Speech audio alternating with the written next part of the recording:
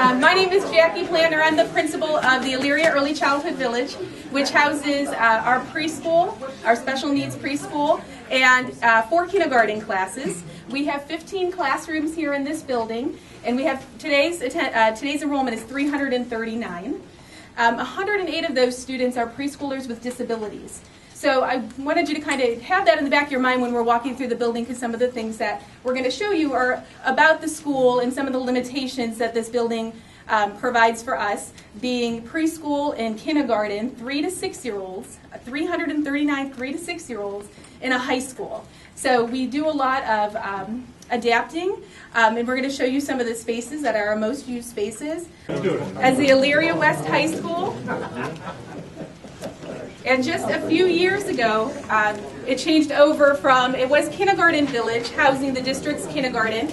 And when kindergarten went back into the home elementary schools, the preschool program from Spring Valley moved to this building. We have a kitchen area here.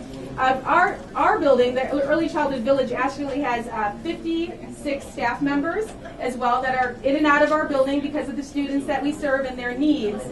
So we have an area for staff to have lunch, you'll see here. And on the left you'll walk by is the boardroom. That's used by the entire district for trainings, professional development, the monthly board meetings. The cafeteria is one of the areas that we start to repurpose space. Not all of our students receive breakfast or lunch because it's a half-day program for some of our preschool students.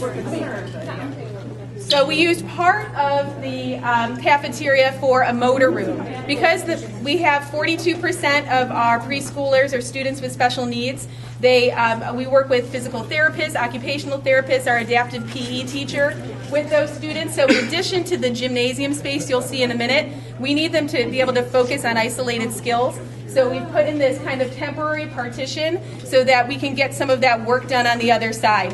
One of the challenges is the noise. So when we have preschool students, 3 to 5-year-olds working on one side with kindergartners eating lunch on the other, it sometimes gets noisy. It's hard to work on those skills.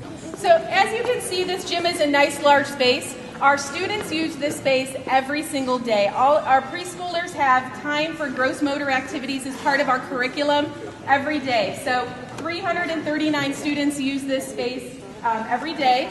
And because it's a large space, it's nice in that regard, but the problem we have is focusing skills for young students. So we do often hone areas off, or we have to mark things off. Having the bleachers here that we need, because they do still sometimes hold athletic events from here from time to time. Entrance and exit to our playground facilities, and one of the things we have here, and we haven't turned off for the night, but we have chimes on these doors so that when they're open and closed, especially for long periods of time, we know who's coming and going because our building is so large.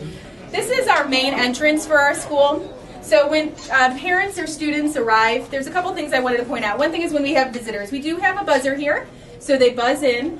We have cameras inside the office. We have a way to talk back and forth. And then we have to watch when the families come in, because if we have someone come in, we always say, please come to the office. We hope that they come this way. We watch, because if they don't and they start to go that way, myself or one of my secretaries takes off, after them to get them back to where they need to be.